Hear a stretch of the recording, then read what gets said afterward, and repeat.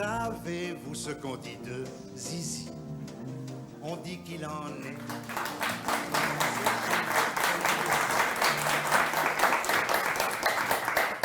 Donc, bonjour, merci à tous d'être là. Alors, il y en a beaucoup de gens que je connais. Alors, pour ceux que je ne connais pas et qui ne connaissent pas, donc voilà, je suis Vincent dit Facta, on m'appelle Vincent Facta.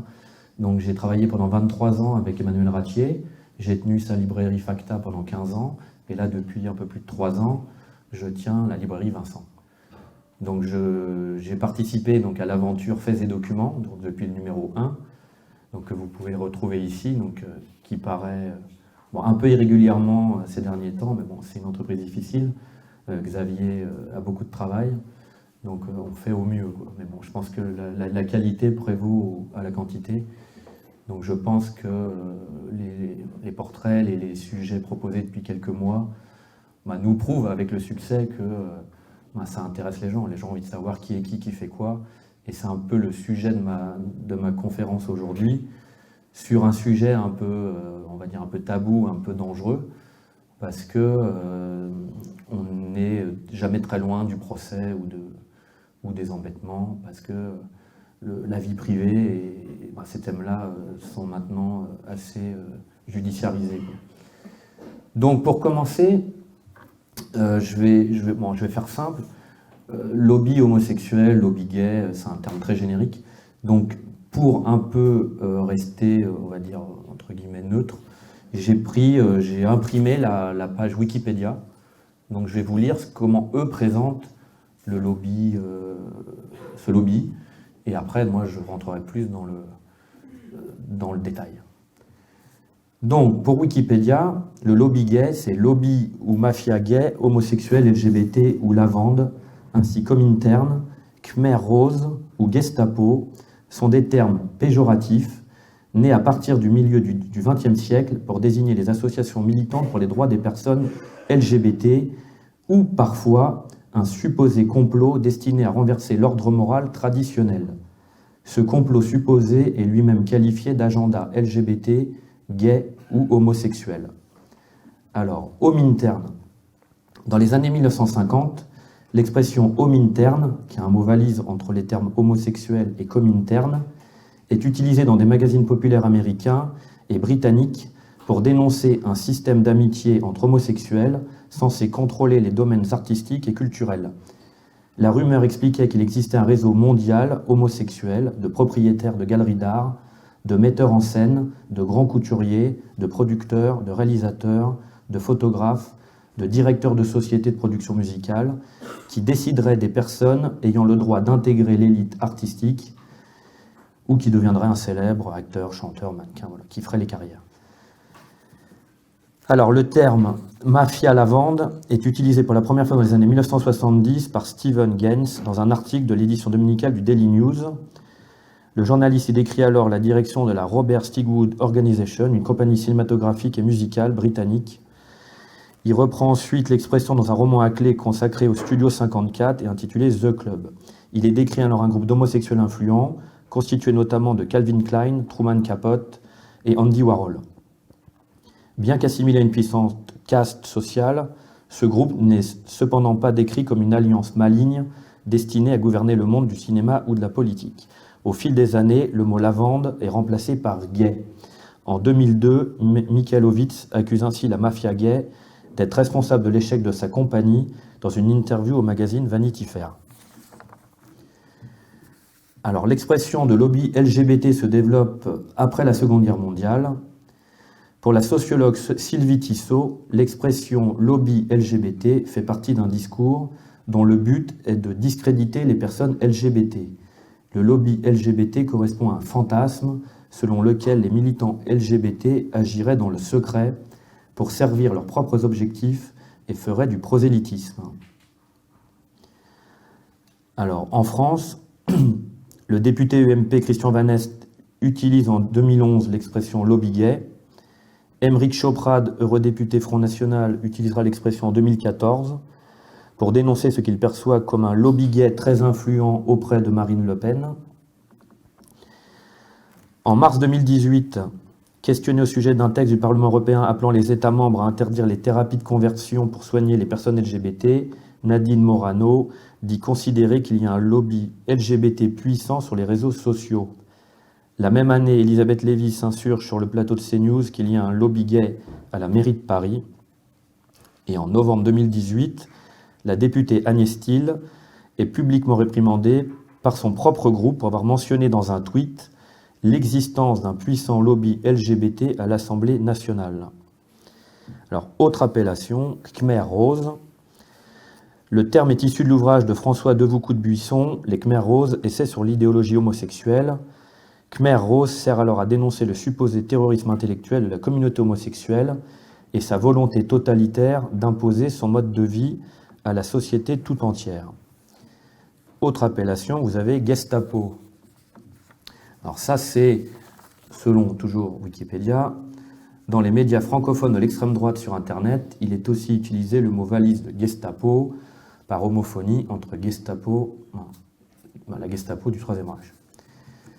Alors après, le Wikipédia reprend aussi le terme d'agenda homosexuel, gay ou LGBT. Alors là, toujours pour eux, c'est lié aux théories du complot. Le terme d'agenda homosexuel est utilisé par certains mouvements conservateurs pour dénoncer le travail des militants LGBT en faveur des droits des minorités sexuelles et leurs efforts pour transformer les lois de leurs pays respectifs en faveur de plus de tolérance vis-à-vis de la communauté LGBT. Donc voilà, donc ça c'est la page Wikipédia. Donc vous voyez, déjà là, on a bien deux visions. Donc une vision, la leur, qui est, on va dire, communautaire, associative, communautaire, et on va dire ce qui serait la nôtre, qui serait vraiment plutôt complotiste. Donc on va rentrer maintenant dans, je vais essayer de vous décrire, dans tous les, on va dire, tous les domaines de la société, tous les pans de la société, comment ils s'organisent. Mais avant tout, je voudrais commencer par une petite anecdote. Je voulais parler là de mon confrère Jean-Christophe Gruot, qui était le libraire de la librairie française, qui, à la suite de l'installation de passages piétons arc-en-ciel à Laval, donc en Mayenne, donc Pays de la Loire, il s'est un peu lâché sur Twitter contre le premier maire adjoint donc de Laval. Donc ce premier maire adjoint, il s'appelle Bruno Berthier, qui est aussi conseiller départemental et vice-président de la communauté de communes. Alors après, on va dire, voilà, il a un côté un peu gaulois, brut, un peu brut de décoffrage. Donc il a lâché quelques tweets où il mettait Tata Berthier, Laval le fion, ta gueule Berthier, on n'en peut plus de tes histoires de TDC. Bon, je vous laisse comprendre. Donc il a été poursuivi pour outrage à une personne dépositaire de l'autorité publique et injure publique en raison de l'orientation sexuelle ou de l'identité de genre. Alors écoutez bien, donc le procès a eu lieu jeudi. Le ministère public a requis 6 mois de prison avec sursis. Oui, mais c'est quand même 6 mois de prison.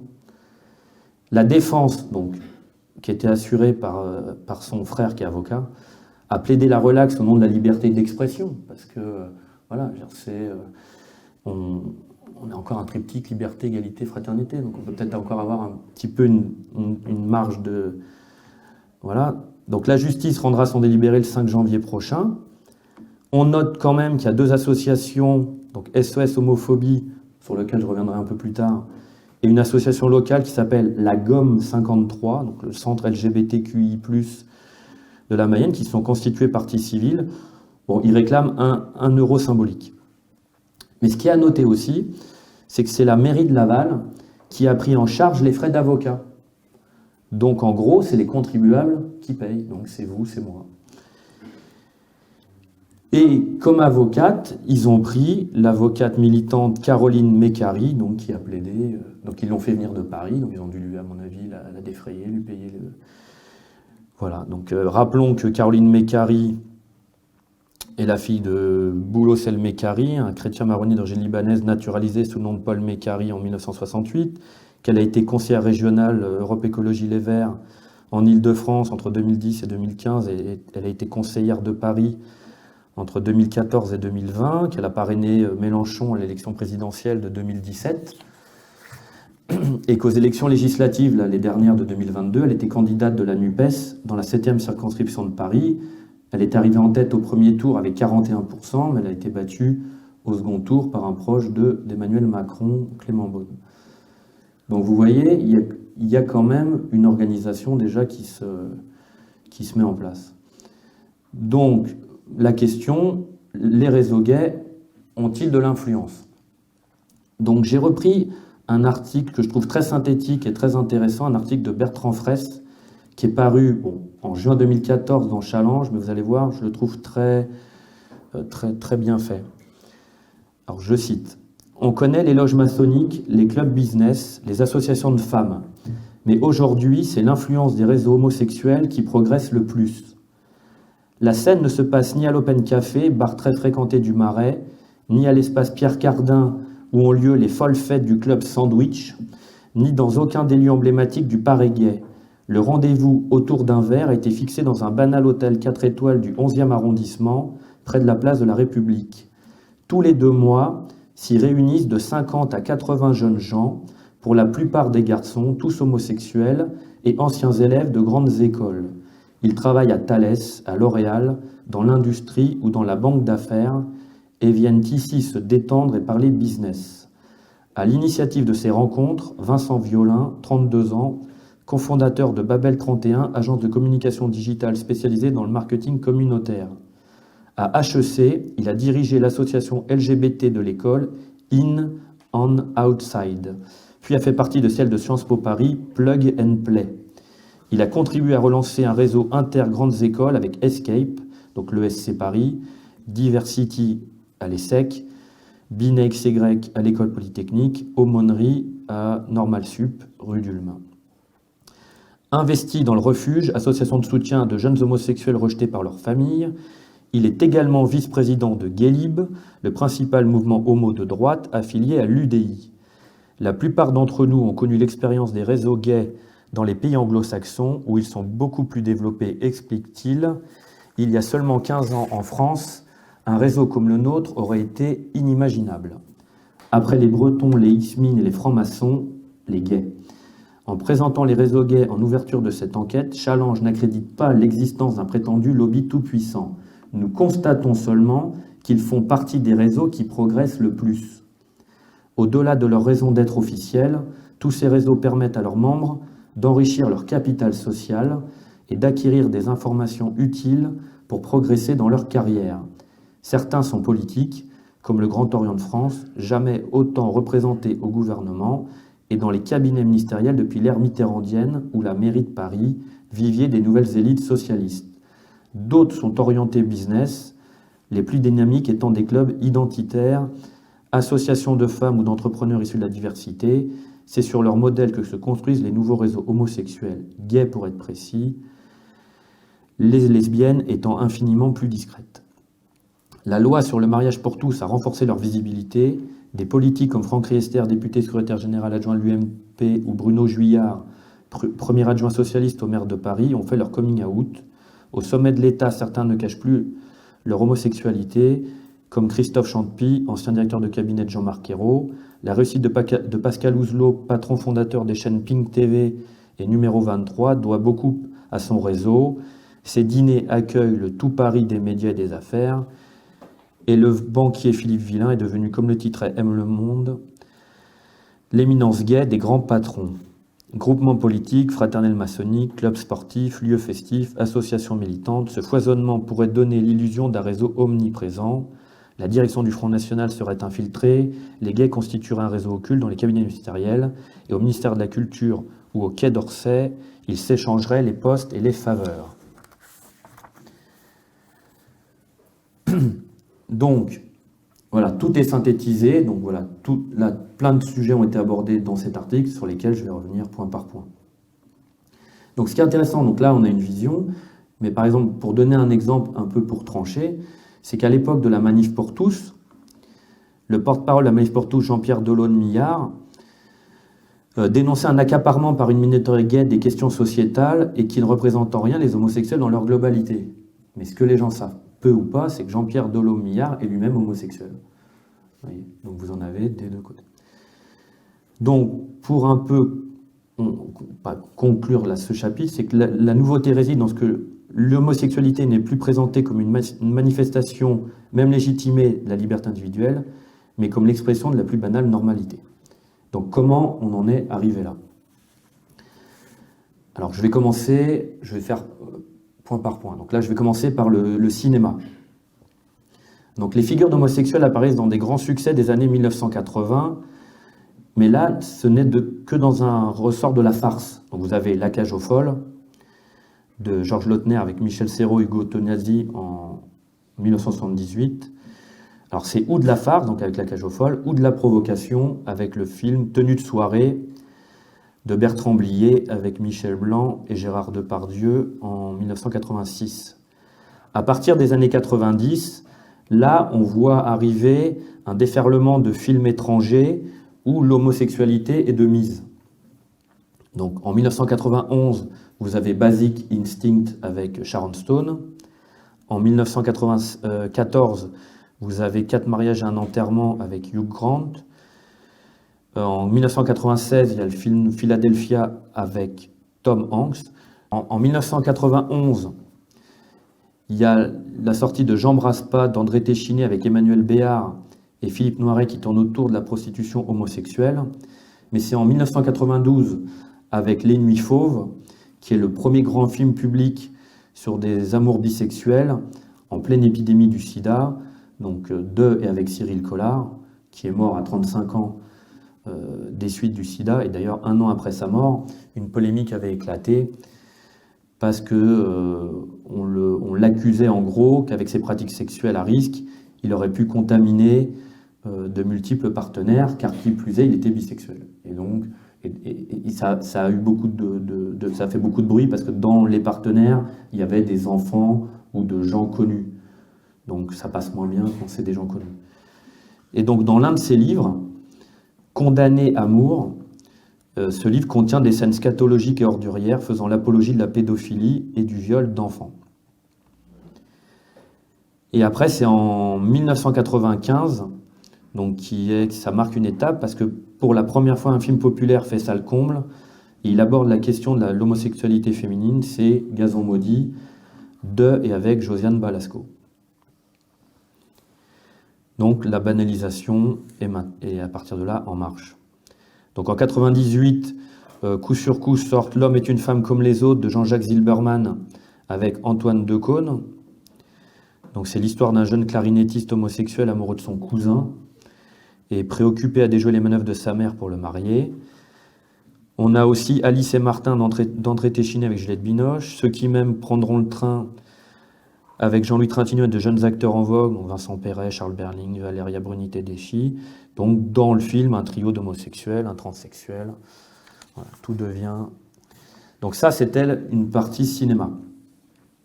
Pour la télévision, la première émission sur l'homosexualité date de 1973, mais elle aborde la question sous un angle médical. Vous voyez, à cette époque, c'est encore tabou. Donc il faut attendre 1975 pour que les dossiers de l'écran, l'émission un peu sérieuse de l'époque, s'intéressent à l'homosexualité, une condition difficile. Et des années plus tard, presque 10 ans plus tard, en 84, avec une autre émission des dossiers de l'écran, avec une enquête « Être gay » en 1984. Alors après, le rouleau compresseur s'est mis aussi à la télé avec les séries télé. Vous avez donc en 1992 avec Une famille formidable, dans certains épisodes de l'Instit, vers 1998, et après plus tard dans la série PJ, un tout petit peu avant l'an 2000. Et dès 1995, la chaîne Canal+ lançait la Nuit Gay, donc plus de 9 heures de programme en prévision de la Gay Pride. Donc ça, on a vu le cinéma, la télévision. Bon, dans la musique, vous avez en 1977 l'opéra rock Starmania de Michel Berger avec la chanson Un garçon pas comme les autres, chantée à l'époque par Fabienne Thibault et qui était reprise par Céline Dion. Mais il y a des trucs un peu plus subtils. Vous avez par exemple Charles Trenet, Quand vous écoutez la chanson La flûte du maire, il ne parle pas vraiment de sa flûte, hein, voilà, de l'instrument de musique. Et vous avez aussi Le jardin extraordinaire. Écoutez bien les paroles. On y voit aussi des statues qui se tiennent tranquilles tout le jour, dit-on. Mais moi je sais que dès la nuit venue, elles s'en vont danser sur le gazon. Vous verrez que ce jardin-là, c'est pas le même gazon. Dans la presse, alors vous avez à partir d'avril 1979 le mensuel Guêpier qui paraît. Bon, il a paru jusqu'en 1992. Alors Guêpier, vous me direz pourquoi. Alors il y a une légende qui attribue le titre au philosophe Michel Foucault parce qu'il signait un article dans le numéro 1, mais en fait ça viendrait du roman Le Pied de Jean-Louis Bory. Et ce qui est intéressant de voir, c'est aussi les relations, c'est que le journal, donc Guêpier, était imprimé par la LCR, la Ligue communiste révolutionnaire, donc par leur imprimerie. Et je cite donc un des fondateurs, il disait « On ne voulait pas être l'humanité des PD ni l'Obs des homosexuels, mais le Libération des gays ». Donc ça, c'est ce que disait Gérard Vapreau, qui était un des fondateurs de Guêpier. Et dans ce journal, on retrouve des signatures, ça, mais on retrouvait celle de Renaud Camus. Donc je vais vous lire un petit passage d'un livre de Frédéric Martel qui s'appelle « Le meilleur livre sur le sujet ». Donc c'est « Le rose et le noir, les homosexuels en France depuis 1968 », qui est vraiment une référence. Il y a beaucoup d'anecdotes, il y a même à la fin, vous avez une chronologie, c'est vraiment le... Donc je voudrais un peu aborder là parce que Renaud Camus, maintenant, on entend beaucoup parler de lui, mais dans un autre domaine. Mais c'est bien de replacer un peu de voir le Renaud Camus de l'époque. Donc je cite, donc page 273 du Rose et le Noir. En 1979, paraît en librairie Trix, un récit audacieux sur l'homosexualité. Un petit événement dont raffolent les intellos, principalement parisiens. Trix est la description systématique de 45 relations homosexuelles rapides, souvent anonymes. Ni vulgaire ni sociologique, ce livre d'un jeune romancier Renaud Camus décrit des coups, le « je te plais, tu me plais », suivi du passage à l'acte, et chaque séquence se termine presque invariablement par la formule « jamais revue ». Renaud Camus, au fil des pages de Trix, contribue à fonder un nouvel imaginaire gay, celui de l'homosexualité tranquille.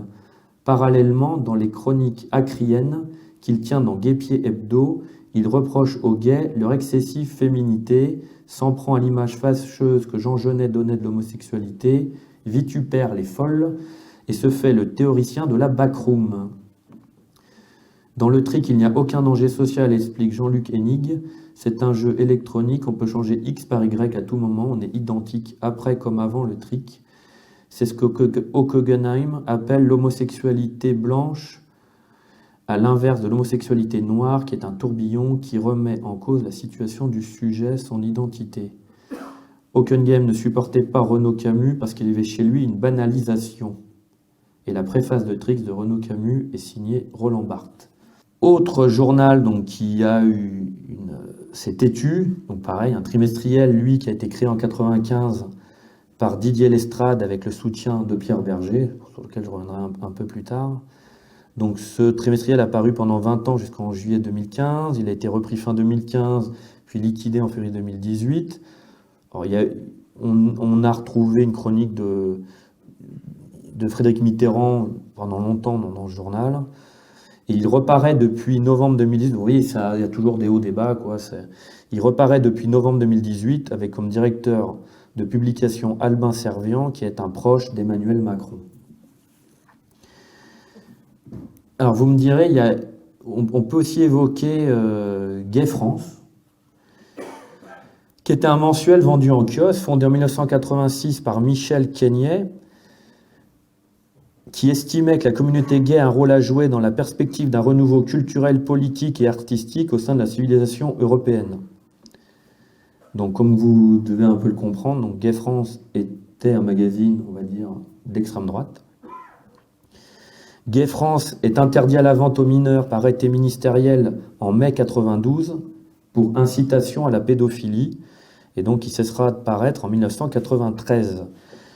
Et donc, dans les collaborateurs de cette revue Gay France, on trouvait Guillaume Faye et Pierre Gripari, l'écrivain des Contes de la rue Broca, qui écrivait dans les revues de la Nouvelle Droite. Alors, ce qui est drôle, le père de Gripari était originaire de Mykonos. Donc là, on a vu donc, la presse, la radio. Alors à la radio, vous avez eu Fréquence Gay, qui émet à partir de 1981 dans le sillage des radios libres, qui obtiendra une autorisation d'émettre une vraie à la fin 1982, mais qui deviendra une radio commerciale à partir de 1987. Dans la partie musique, dans les années 80, vous avez Boy George, Culture Club, Jimmy Somerville, Bronski Beat, Les Communards, George Michael, Frankie Goes to Hollywood, Elton John, Village People, Queen, David Bowie. En France, vous avez Indochine qui aborde le thème avec Troisième Sexe. Même le chanteur Renaud fera une chanson qui s'appelle Petit PD. Après, vous avez Superbus qui a une chanson célèbre qui s'appelle Lola. Même le groupe Rammstein, que certains aiment bien, il y a un titre qui s'appelle Man gegen Man, donc homme contre homme. Et là, maintenant, dans la nouvelle génération, vous retrouvez des gens comme Eddie De Pretto et maintenant certains citent Angèle. Donc voilà la partie musique. Voilà, je survole toujours. La publicité. Alors ça, c'est aussi intéressant de voir l'évolution parce que la thèse qui circule, c'est de dire que en fait, le pouvoir d'achat des homosexuels est supérieur de 20 à 30% à la moyenne nationale. Donc très vite, les publicitaires se sont tournés vers cette clientèle, quoi. Ça, c'est de quand ? En 1939, vous avez deux femmes qui courent main dans la main. Donc ça, c'est une publicité. Vous voyez, c'est sous-entendu pour une publicité pour un matelas. Donc en gros, ils ont passé la même nuit sur le même matelas, quoi. Donc vous voyez, dès 1939, il y a déjà des publicités. Vous voyez, là, plus récemment, une pub pour Eram en France en 2011.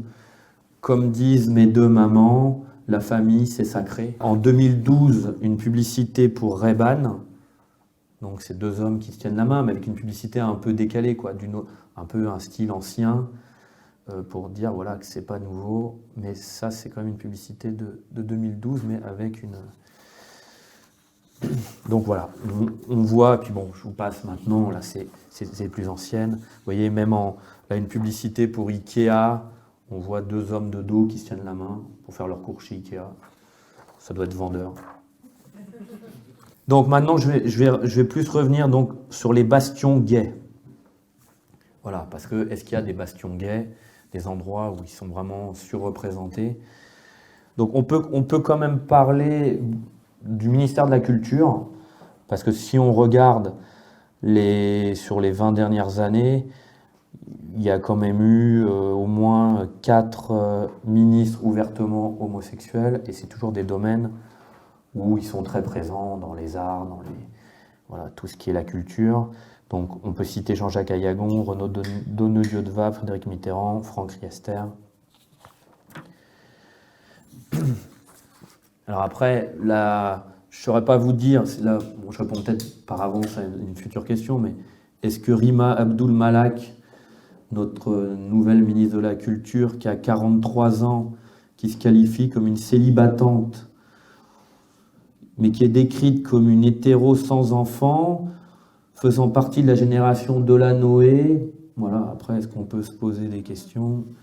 Je ne sais pas. Alors après, autre bastion, c'est le ministère des Affaires étrangères. Donc dans son livre « La face cachée du Quai d'Orsay », qui est paru en 2016, Vincent Jauvert, l'auteur, consacre un chapitre aux gays d'Orsay. Et l'autre surnom du ministère des Affaires étrangères, c'est la banquise. Parce qu'il n'y aurait que des phoques. Alors, continuons. Oui, voilà, on survole. Mais bon, si vous côtoyez des gens qui travaillent dans ces ministères, ils vous confirment tous, que ce soit au ministère de la Culture, que ce soit au ministère au Quai d'Orsay, qu'il y a vraiment un réseau, une entraide, voilà, qu'il y a quand même quelque chose. Dans l'éducation nationale, alors là c'est aussi intéressant, parce que comme je citais là dans le premier article tout à l'heure, très vite dans les grandes écoles, des associations ont vu le jour. Donc à Sciences Po Paris, vous avez eu l'association Mousse, qui est devenue Plug and Play. Alors ne me demandez pas voilà, je vous laisse votre imagination essayer de comprendre. Alors ce qui est intéressant, c'est qu'à Sciences Po, on a eu comme directeur Richard Descoings, qui a été directeur donc, de 96 à 2012 et qui est mort dans des conditions un peu troubles. On l'a retrouvé mort dans sa chambre d'hôtel à New York, après une orgie homosexuelle. Son successeur, ça a été Frédéric Mion, donc de 2013 à 2021. Donc il est tombé en 2021 suite au scandale parce qu'il couvrait Duhamel. Donc à Sciences Po, Mousse puis Plug and Play, à HEC, donc l'association In and Out, donc à l'ESC Paris, maintenant qui est devenu SCP Europe, l'association Escape, à Polytechnique, donc XY, c'était Binet XY. Ce qui est intéressant aussi, donc dans les universités, vous avez le CAELIF, donc qui est le collectif des associations LGBT étudiantes d'Île-de-France, donc là c'est un acronyme, qui est une interassociative apolitique et mixte née en 2001, du désir commun d'étudiants LGBT de se rencontrer pour partager leur expérience et mutualiser leurs moyens. Donc le collectif regroupe plus d'une quinzaine d'associations étudiantes LGBT d'universités, comme de grandes écoles de Paris et sa région, qu'il soutient dans leurs projets. Vous avez aussi le GLUP, le groupe LGBT des universités de Paris, donc GLUP. Donc une association interfac qui regroupe des étudiants de tous les campus d'Île-de-France autour de différents projets. Donc conviviaux, soirées, apéros, thé dansant, pique-nique. Donc des projets militants, donc la Marche des Fiertés, donc la Gay Pride. Culturels, ils ont un magazine qui s'appelle Ganymède. Et préventive, donc ils tiennent des stands avec distribution de préservatifs. Localement, donc celle-là, c'est des inter-associations. Vous avez localement, par exemple, vous avez l'association Étudiants Gaiement à Paris 10 Nanterre, qui, dès 1997, prenait la 3e place aux élections des représentants étudiants au conseil d'administration de l'Université de Paris 10 Nanterre. Et donc, avec ce résultat, ils avaient le droit à un local, et ce qui était un peu nouveau pour l'époque, dès 1997. Vous avez Sorbe Out, donc pour l'association LGBT donc de Paris 1 Sorbonne. Vous avez Assas LGBT+. Vous avez l'association Hystérique, donc l'association féministe queer intersectionnelle ouverte à tous. Ils écrivent tous, hein. C'est tous, c'est toutes. Donc c'est tous. Donc à l'université Paris 3 Sorbonne Nouvelle. Vous avez Dégel, qui veut dire Debout étudiants gays et lesbiennes de Jussieu. Vous avez HBO, c'est Homo et Bi d'Orsay, donc à la fac d'Orsay. Vous avez Jules et Julie à Toulouse, donc Toulouse-le Mirail. Vous avez Commune Vision à l'université Rennes 2. Vous avez le MQU, donc le mouvement queer universitaire à l'université Lyon 3. Le FAG à Aix-en-Provence. Homozygote à Reims. Wake Up à Bordeaux. Vous avez le Miel au Havre. Militer pour l'identité des étudiants LGBT. MIEL. Vous avez la 5e parallèle à l'université de Paris-Saclay. Vous avez Collectif Luciole à Angers. À Jeux Égal à Grenoble. Donc vous voyez des l'université, voilà, vous avez une présence militante, active, le réseau. Je vais passer à la politique. Donc, à gauche, vous avez une association qui s'appelle Homosexualité et Socialisme, qui a été créée en 1983 autour des questions LGBT. Elle a d'abord été associée au Parti socialiste, et depuis septembre 2019, elle est associée au Parti radical de gauche. Donc une douzaine de sections locales. Donc les termes abordés, c'est l'éducation, la famille, le droit d'asile et au séjour, la santé, la lutte contre les discriminations, le PACS, l'harmonisation des droits européens, etc. Bon, après, depuis, les choses ont évolué en termes juridiques, mais c'était ça les termes à l'époque de sa création. Donc ce qui est intéressant, c'est qu'il y a des partenariats en Europe. Donc vous retrouvez l'équivalent dans les pays européens. Vous avez en Allemagne, vous avez en Autriche, donc vous avez en Belgique. En Belgique, ça s'appelle Gay, Lesbiennes, Socialistes. Vous avez en Finlande, en Italie, aux Pays-Bas, au Royaume-Uni, le LGBT Labour, en Suède. Et en fait, ils sont tous affiliés à un réseau qui s'appelle le Rainbow Rose. Ce qui est intéressant aussi de voir, c'est que donc de cette association Homosexualité et Socialisme, donc son président de 2007 à 2012, qui était Gilles Bon-Maury, rejoindra l'équipe de campagne de François Hollande. Et il a été nommé au cabinet de Najat Vallaud-Belkacem comme conseiller chargé de l'accès aux droits et de la lutte contre les violences faites aux femmes, et puis comme conseiller chargé des droits des femmes. Et il est aussi membre du Grand Orient, à la loge Chantier des Égaux, Raphaël Bliard. Le président, lui, de 2012 à 2018, qui est Denis Quinqueton, lui rejoindra l'équipe de campagne de Benoît Hamon à la précédente présidentielle. Donc, au fil des années 90, d'autres partis politiques de gauche intègrent directement dans leur structure des groupes qui travaillent sur ces sujets-là. Donc vous avez la Commission nationale lesbienne, gay, bi, trans et intersexe de la LCR, donc puis du NPA. Vous avez la Commission gay et lesbienne des Verts.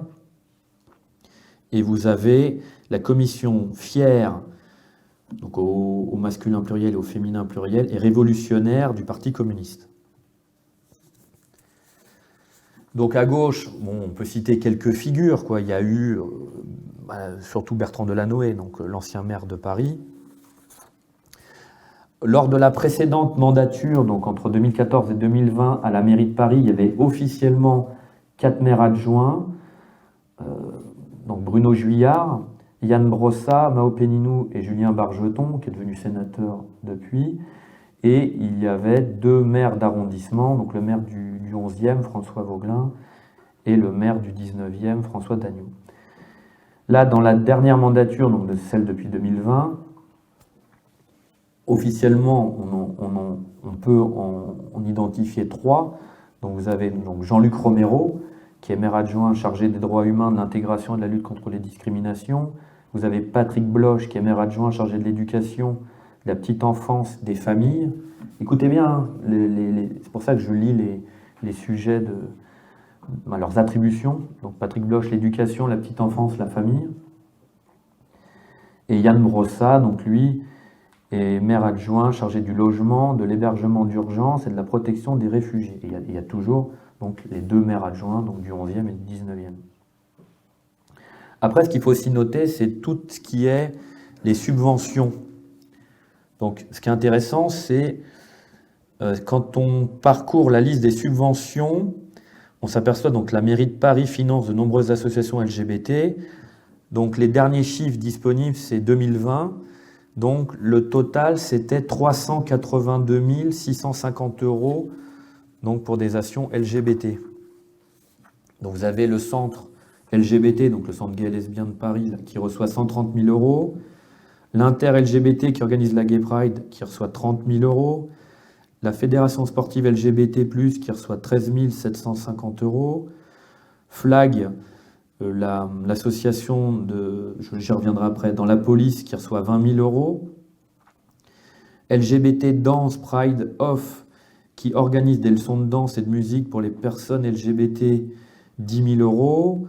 Black Queer en Art qui accompagne les artistes afro-LGBT, 2650 €. Et vous avez le collectif Archives LGBTQI. Donc c'est un collectif qui ambitionne de conserver les archives du mouvement LGBTQ, qui reçoit 20 000 €. Et d'ailleurs depuis, je crois qu'il y a tellement eu d'embrouilles entre eux, vous savez, ils ne sont pas tous d'accord, ou pas tous solidaires, donc je ne sais pas où en est le projet, mais en tout cas, en 2020, ils avaient reçu une subvention de 20 000 €. Autre symbole fort de ce communautarisme, c'est quand on baptise les noms de rues ou voilà, les débaptisations ou les baptisations, je ne sais pas comment on dit. Souvent, ils donnent des noms à des nouvelles places, des nouvelles rues, ou des fois, ils débaptisent des rues existantes pour les rebaptiser du nom. Et donc là, c'était intéressant parce qu'en 2019, on pouvait noter que les changements de plaques porte à 40 le nombre de lieux parisiens baptisés du nom de figures de la communauté. Donc vous voyez, 40 noms de lieux baptisés ou rebaptisés.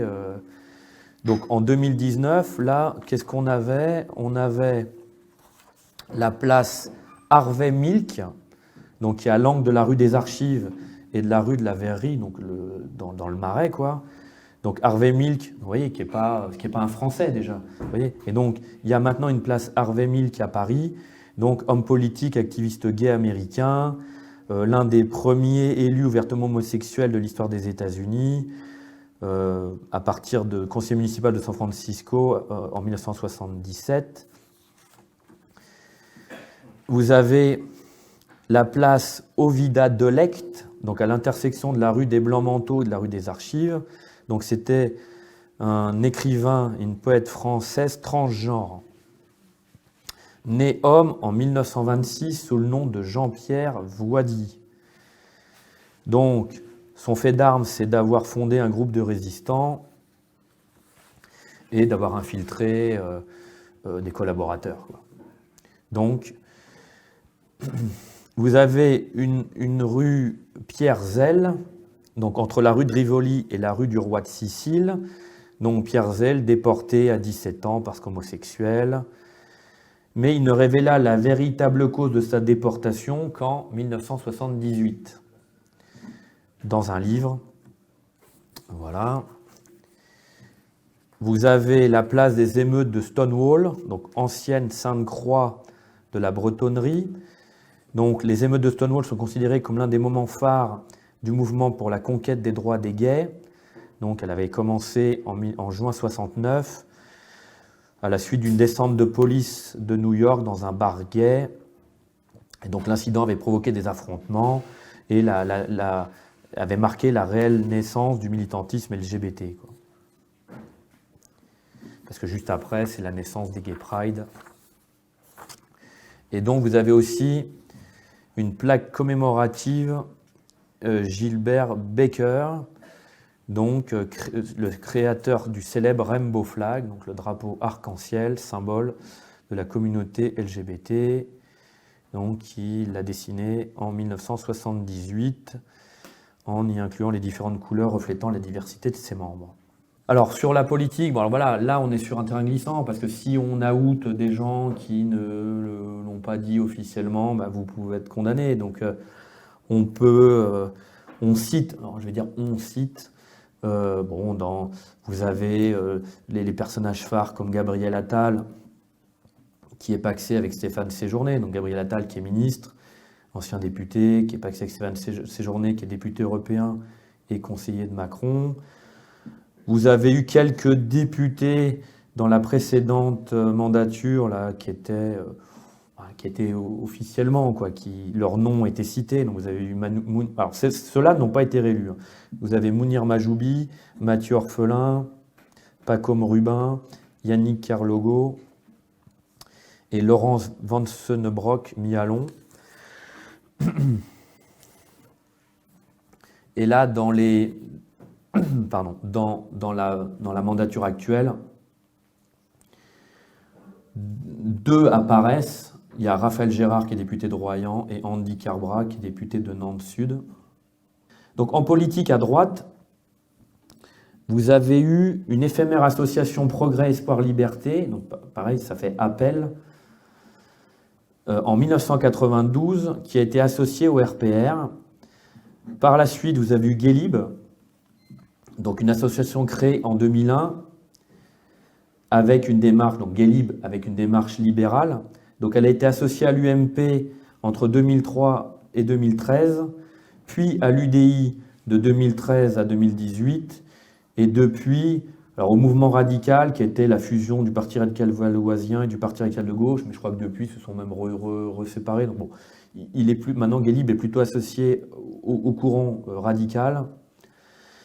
Donc à la base, c'était une commission nationale de démocratie libérale, donc destinée à évoquer les problématiques liées à l'homosexualité. Et dans les fondateurs, on retrouve un certain Sébastien Chenu, qui depuis est passé au RN et qui est même député depuis les dernières élections législatives. Donc Guélib revendiquait donc la pénalisation des injures à caractère homophobe, revendiquait des améliorations au PACS, parce que une fois le PACS obtenu, donc la reconnaissance de l'Union, eux voulaient le régime fiscal, les successions. Ils militaient aussi donc, pour la reconnaissance par la France d'une journée mondiale de lutte contre l'homophobie, la déclassification de la transidentité comme maladie mentale, la mise en place de campagnes de lutte contre l'homophobie dans les milieux scolaires universitaires, et donc ils soutiennent le droit à la PIMA. Alors pour les politiques, oui, c'est à partir de 1998 qu'on a eu quand même un peu des coming out plus publics ou plus officiels. Ça avait commencé avec André Labarrère, qui était le maire de Pau, qui a été ministre sous François Mitterrand, qui, donc en étant localement, il était connu par les Palois, donc les habitants de Pau, sous le sobriquet de Dédé, mais lui-même, par autodérision, écoutez bien, il se surnommait l'embrayage. Et vous avez compris pourquoi? La pédale de gauche. Donc, il ne cachait pas son homosexualité à ses proches. Voilà, il avait même dit dans des écrits. Mais c'est vraiment en janvier 1998, dans une interview sur RTL, que là, il le dit. Après, vous avez eu aussi, la même année, donc en novembre 1998, c'est Bertrand Delanoë qui l'évoque dans Zone Interdite, qui est l'émission là, sur M6. Mais ça précédait surtout son entrée en campagne pour les élections municipales de 2001 à Paris. Alors après, est-ce que c'est un calcul électoral de se dire « je vais capter un électorat gay », mais c'est surtout que ça désamorce les attaques, on va dire, des ennemis, quoi, des opposants. Et il y en a aussi qui disent que c'était aussi pour contrecarrer la concurrence interne pour l'investiture au PS, parce que, si vous vous souvenez bien, il était opposé à Jack Lang, qui lui bénéficiait déjà d'une large notoriété gay-friendly.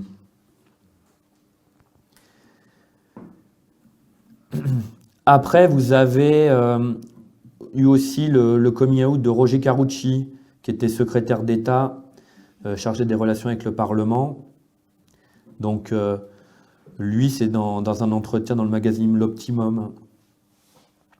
Pareil, lui, c'était 2 mois avant les primaires, qui visait à désigner la tête de liste UMP pour les élections régionales en Île-de-France. Et à l'époque, il était opposé à Valérie Pécresse. Parce qu'en fait, elle mettait en avant son statut de mère de famille. Et donc, Carucci prenait ça comme il se sentait visé, quoi. Il prenait ça pour comme une attaque, quoi, comme une stigmatisation. Mais bon, c'est Pécresse qui l'emporte largement. Alors après, plus localement, voilà, vous avez des élus locaux. Il y avait eu un élu local en Gironde en 99, un élu UDF, la Philippe Ménard. Vous avez, bon après, on en parlait tout à l'heure, Yann Brossat, la mairie de Paris, Bruno Juillard. En Bretagne, vous avez Jean-Yves de Chaise-Martin, qui était, maintenant il l'est plus, mais il était maire de Paimpol. Vous avez Riester, qui est aussi devenu ministre, mais qui à l'époque était député-maire de Coulommiers en Seine-et-Marne. Et puis après, vous avez toujours, comme je disais tout à l'heure, tous ceux qui se planquent, un peu comme Geoffrey Didier, qui a été outé par Stéphane Bern, mais qui continue de nier. Alors, autour de Macron, on peut citer Jean-Marc Borrello, qui est le patron du groupe SOS.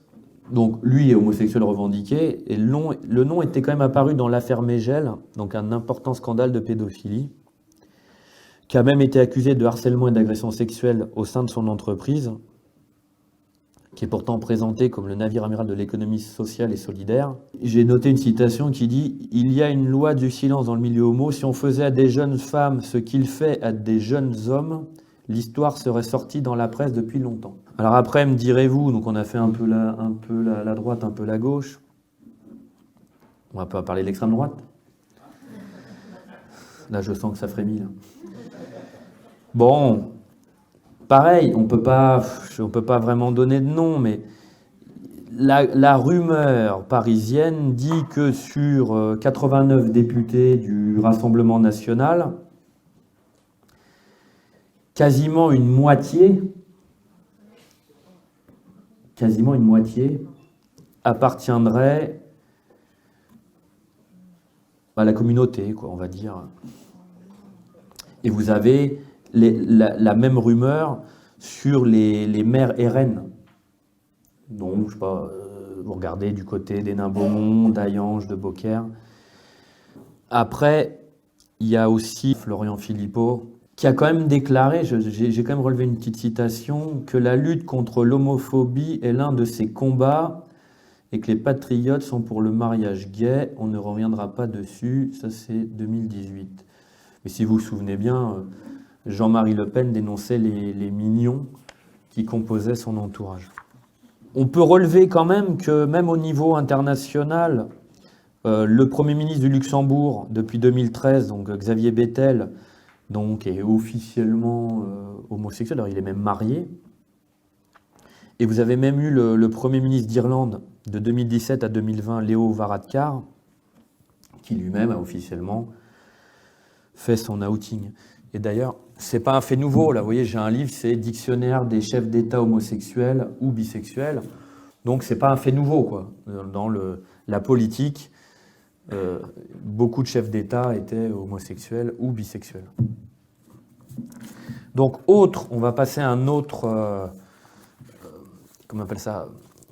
On va passer à la franc-maçonnerie. Parce que c'est intéressant de voir aussi la présence des homosexuels au sein de la franc-maçonnerie. Donc vous avez une fraternelle qui s'appelle les Enfants de Cambacérès, donc du nom de Jean-Jacques Régis de Cambacérès, qui était un des pères du Code Napoléon, donc l'ancêtre du Code civil, qui donc était homosexuel et franc-maçon. Et donc cette fraternelle a été fondée en 1999 par Jean-Paul Potard, dit Donald Potard, donc l'ancien PDG de Jean-Paul Gaultier Couture, donc qui lui est à la GLNF, donc une obédience plutôt, on va dire, de droite. Bon, il est passé à la GLAMF, qui est une scission, quoi. Et il cofondera en 2018 le Triangle d'Or, qui est la fraternelle du luxe et de la mode. Donc aujourd'hui, elle est présidée, cette fraternelle, les Enfants de Cambacérès, par Dominique Lamoureux, qui est directeur éthique chez Thales. Alors ce qui est intéressant, et ce qu'on avait relevé dans Faits et Documents, c'est que Christophe Abbas, qui a été grand maître du Grand Orient de France de 2016 à 2017, il apparaissait dans les statuts de l'association comme vice-président des Enfants de Cambacérès. Alors après, je vais revenir, je l'ai cité vite fait tout à l'heure dans l'article, c'est dans le monde des affaires. Et donc, je citais tout à l'heure Philippe Villain, qui était cité dans M, le magazine du Monde, comme l'éminence gay des grands patrons. Donc quand je dis Philippe Villain, souvent personne ne connaît, vous voyez, c'est pas des gens qu'on voit. Donc c'est un énarque, inspecteur des finances, puis banquier d'affaires, et on le retrouve évidemment au Club Le Siècle, au Bilderberg. Et là, je reprends donc l'article qui dit, pour comprendre, on comprend vraiment là, les réseaux. Chaque mois, Villain voit une quarantaine de clients abonnés pour plusieurs dizaines de milliers d'euros par an. Il leur apporte les bruits de la ville, il pousse des personnes à nommer, vous voyez, lobbying, et suggère des idées concrètes pour leur business. La plupart des banquiers ne parlent qu'au patron ou au directeur financier. Lui fréquente 3 niveaux, le PDG, les patrons de branche ou les directeurs financiers et leurs adjoints.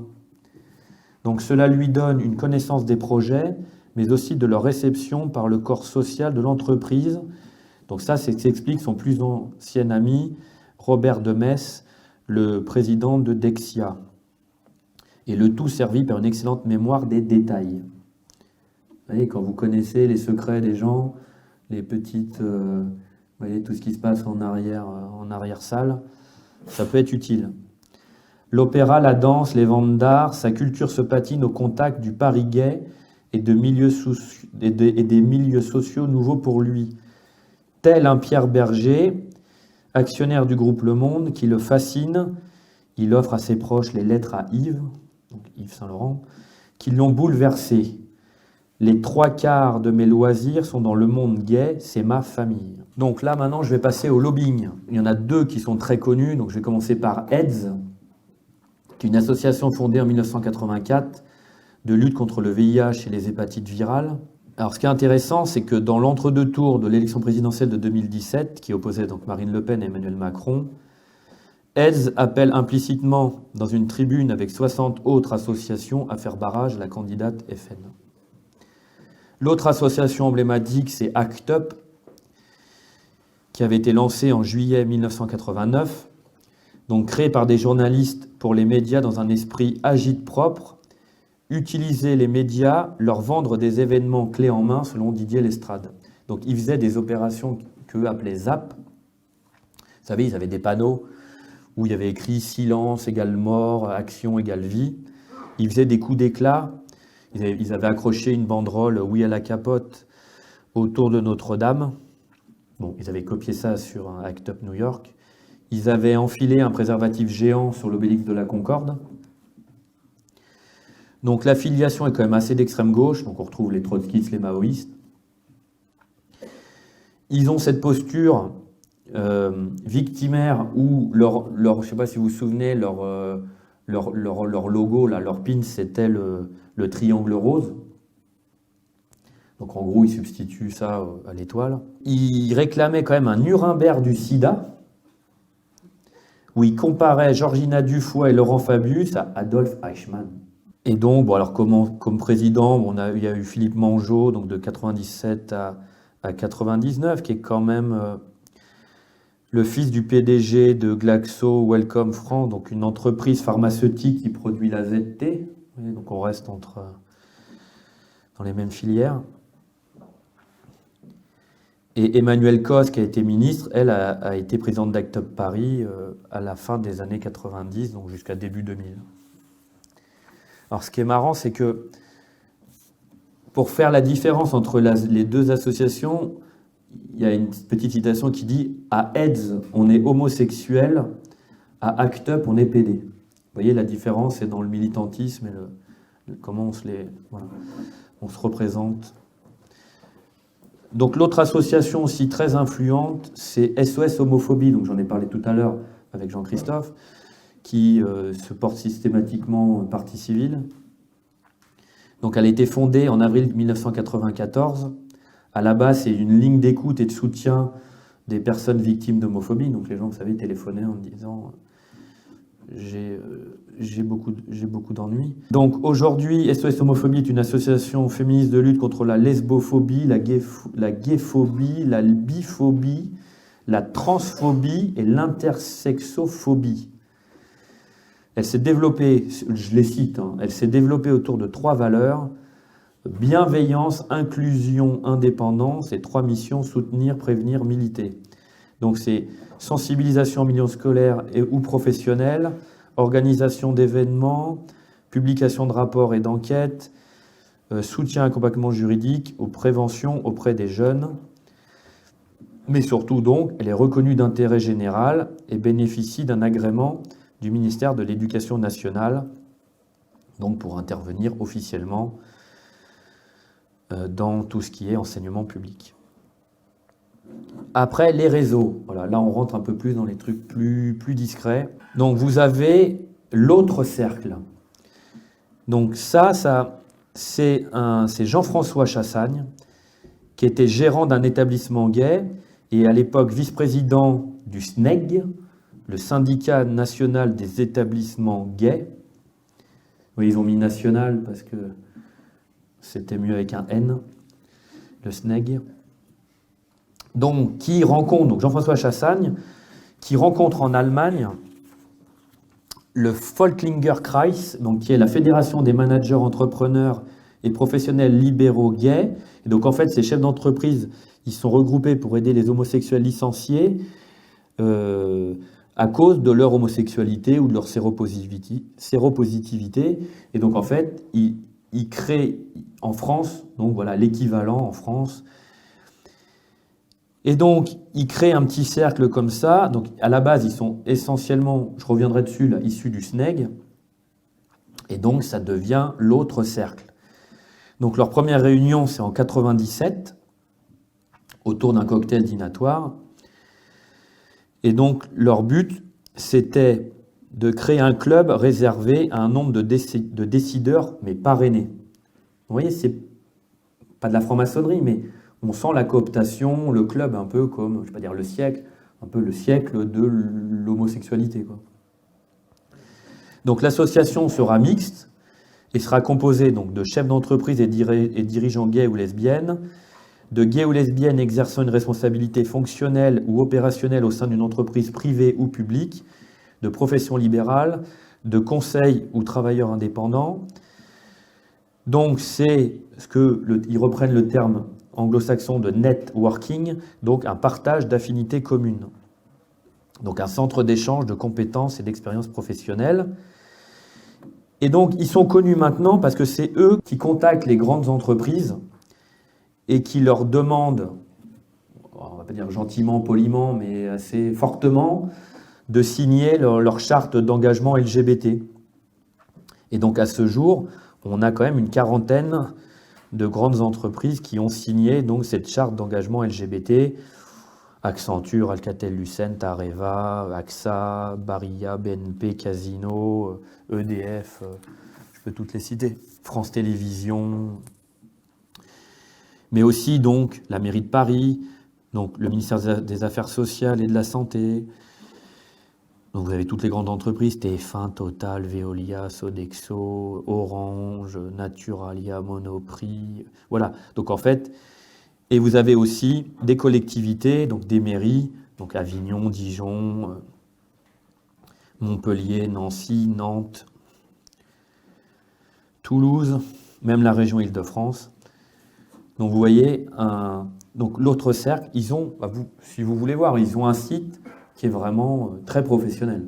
Là, j'ai regardé, il y a tout leur historique, toutes leurs initiatives, ils font des rapports, donc c'est vraiment un vrai pôle important moi je trouve, de lobbying.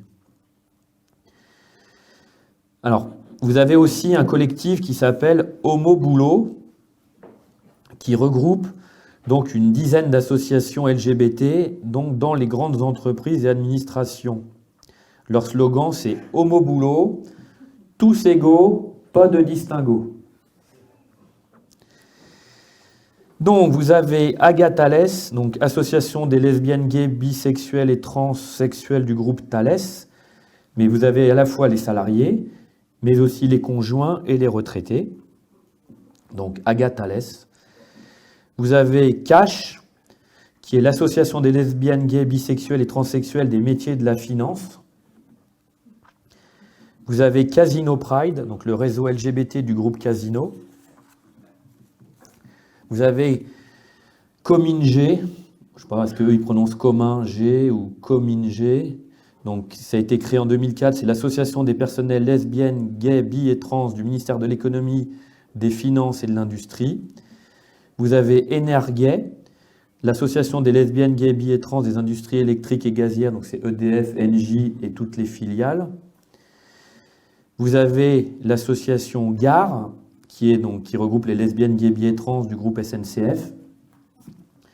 Vous avez Rainbow Hôpital, donc ça c'est l'association qui regroupe les gens de l'assistance publique hôpitaux de Paris, donc tout ce qui est établissement de santé, donc créé en 2003. Et vous avez Mobilis Nous, alors ça s'écrit avec 2 O à la fin, je pense que c'était créé à l'époque de Wanadoo, donc c'est le réseau LGBT+, du groupe Orange, donc qui accompagne l'inclusion dans le groupe Orange. Une association apolitique, asyndicale, ouverte à tous et toutes. Et en dernier, vous avez Municigay de Marseille, donc l'association d'employés municipaux lesbiennes, gays, bi et trans de la ville de Marseille. Donc ça, c'est la 10e d'associations actuelles qui apparaissent sur leur site. Mais il y en a d'autres qui apparaissaient encore il y a peu. Donc est-ce qu'elles existent encore ou qu'elles sont un peu moins mises en sommeil? Mais en tout cas, elles existent. Vous avez Pôle In, Pôle-in, comme in, voilà, l'association des agents LGBT de Pôle emploi. On retrouvait aussi la FLAG, donc on en parlait vite fait tout à l'heure, l'association LGBT, qui à la base était uniquement l'association LGBT de la police, mais qui depuis concerne les ministères de l'Intérieur, donc et aussi de la justice, les pompiers, les policiers municipaux. Mais donc elle avait été créée en 2001 uniquement par des policiers. Vous avez Homobilité, qui à la base s'appelait Homobus, donc qui était l'association des lesbiennes, gays, bi et trans du groupe RATP. Vous avez ALGO, alors qui est l'abréviation pour Association des lesbiennes et gays du Quai d'Orsay, donc fondée en 2007. Vous aviez aussi Personne L, donc personne, mais L écrit A-I-L-E-S, donc l'association LGBT d'Air France, qui était la première association en 2001 d'une compagnie aérienne française. Vous avez Homosphère, qui était l'association des LGBT de la sphère professionnelle de Numéricable et SFR, et qui, elle, avait obtenu le congé paternité aux salariés homosexuels. Et une qui est, alors celle-là n'est pas reconnue, mais le nom est marrant, c'est les Affranchis. Alors, est-ce que vous avez une idée? Les Affranchis à la Poste.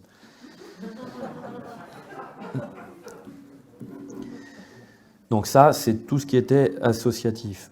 Dans le syndicalisme, donc, on retrouvait donc, le Syndicat national des entreprises gays, donc le SNEG, donc, créé en 1990 donc, par Bernard Bousset, qui était une figure du Marais, tenancier de bar, donc, notamment l'Open Café, qui était le premier bar gay avec terrasse sur rue, voilà. Et donc, voilà ce que lui disait.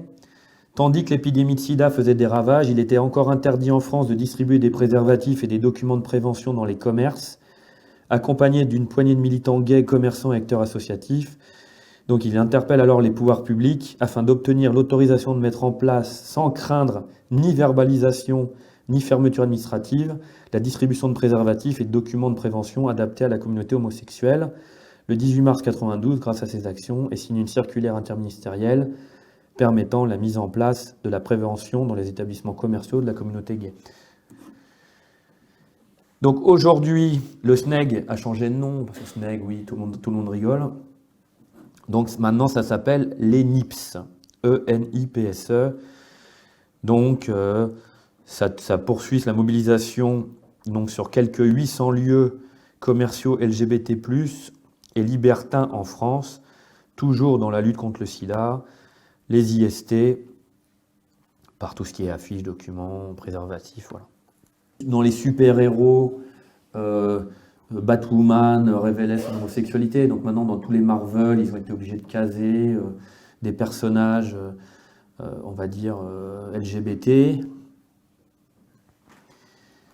Qu'est-ce qu'on avait eu encore Non, sinon, oui, tiens, un article intéressant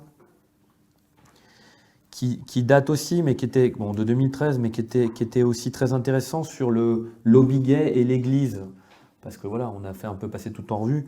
On peut aussi aborder ce thème-là. Donc je vais citer un article du Point qui est quand même pareil. Tous ces articles sont synthétiques, mais expliquent bien le phénomène. Donc l'article du Point de février 2013 dit « C'est un dossier de 600 pages relié d'une couverture de cuir rouge, un dossier qui raconte en détail toutes les bassesses de la curie romaine et qui donne un nouvel éclairage sur la démission de Benoît XVI. » Il faut, pour bien comprendre, remonter aux heures noires de l'affaire Vaticalix. La publication par la presse italienne de documents volés dans le bureau du pape lève un premier voile sur les mœurs des hommes qui sont censés porter la parole de Dieu et seconder le souverain pontife. Clans opposés les uns aux autres, querelles de personnes, scandales financiers et sexuels, le tableau est édifiant. Ce n'est pourtant qu'une infime partie de la saleté de l'Église, pour employer une expression de Benoît XVI. Le pape convoque alors une commission de 3 cardinaux, Juan Herrens, Joseph Tomco et Salvatore De Giorgi. À ses 3 proches, auxquels il fait entière confiance, il confie la mission de découvrir l'origine des fuites. Et Benoît XVI investit la commission de son autorité pontificale. Aucun prêtre, aucun prélat, aucun laïc qui fréquente le Vatican ne pourra se soustraire aux interrogatoires. Au cours des interrogatoires, il recueille des aveux et des accusations sur la vie cachée du Vatican, les petites et les grandes fautes des uns et des autres. Il recoupe les témoignages pour arriver au plus près de la vérité. Le 9 octobre dernier, les 3 cardinaux confient ce livre noir du Vatican à Benoît XVI. Selon la presse italienne, au cours de cette audience tragique, les auteurs font un résumé oral au pape. Un résumé oral. Ils évoquent l'existence dans les rangs de la curie de factions, dont un très influent lobby gay. Des lieux de rencontres homosexuelles fréquentés par des ecclésiastiques sont signalés. Il est fait référence à des prélats soumis à des chantages pour leur non-respect du vœu de chasteté.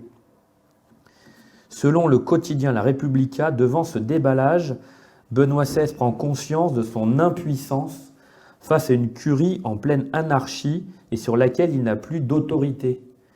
Il forge au cours de ces heures la décision de renoncer au trône. Alors, affabulation de la presse italienne, peut-être, mais Benoît XVI a bien reçu avant de démissionner les 3 cardinaux de la commission. Voilà, une audience hautement symbolique qui souligne aux yeux du monde l'importance qu'il attache à leurs travaux. Le document restera secret, mais Benoît XVI le transmettra à son successeur, tels les codes de la bombe atomique que se transmettent les chefs d'État lors d'une alternance.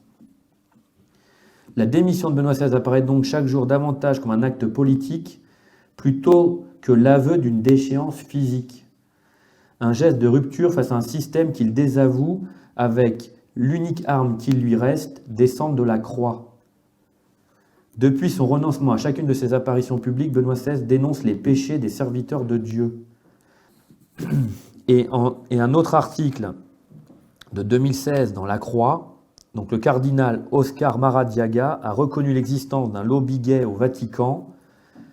Donc l'archevêque de Tegucigalpa a précisé que le pape François agissait peu à peu sur cette situation. L'archevêque de la capitale du Honduras, que le pape François a choisi pour faire partie des 9 cardinaux qui travaillent avec lui à la réforme de la curie, répondait à une question lui demandant s'il y avait eu à un moment ou l'autre une infiltration du Vatican par la communauté gay. Pas seulement, répond le cardinal Maradiaga, c'est d'un lobby dont il s'agit, comme l'a dit le pape. Et il poursuit, petit à petit, le pape essaie de purifier tout cela.